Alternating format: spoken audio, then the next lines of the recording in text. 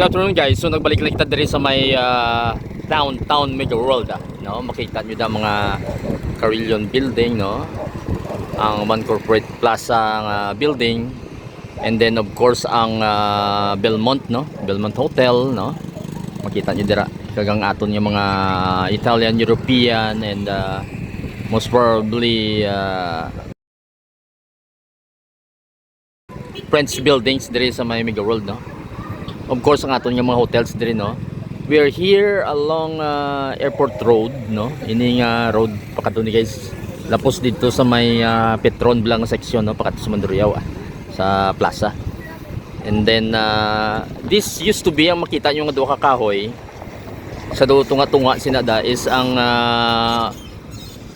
iconic naton nga old Mandurriao Airport nga tower no. So dira na da siya sa una gatindog. And then do may fence pa siya nga semento bla guys ang una. We used to do the video mga siguro more or less 3 years ago no. Sa nag-exist pa siya, but then gin demolish siya. So wala ni sa subong guys ang aton nga iconic nga old Mandurriao Airport Tower no, wala na da siya. So ginhawa na ni. Tapa na ni barin na ni area nga ni, so wala na di. But of course Mega World nag-promise sila nga kung ubrahan kuno sang replika just across. So amo nang reason niya ari ko di subong. So makita niyo di sa right side sini guys ang Airport Road. May fence dire. So kadtuan na naton. Kay gin fence ini nila. So I was expecting nga medyo dako taning replika, pero do pakadto pa lang ko di kay na no, nakita naton nga daw gamay man lang gali ini. So pakita ko sa inyo guys. Kay parang may idea ka mo bala kung anong itsura niya. So ang fencing medyo dito lang sa side no, sa Airport Road, pero dire do laiting sing activity dire. So amo lang na yung itsura yung subong dire. So wala sang mga worker siguro. So muna guys ang itsura niya. So nang replika nila ginubra. Pero kung ako magtanaw guys do ang panganan kay gamay-gamay siya. So roughly mga 10 or 12 feet ang heights ni.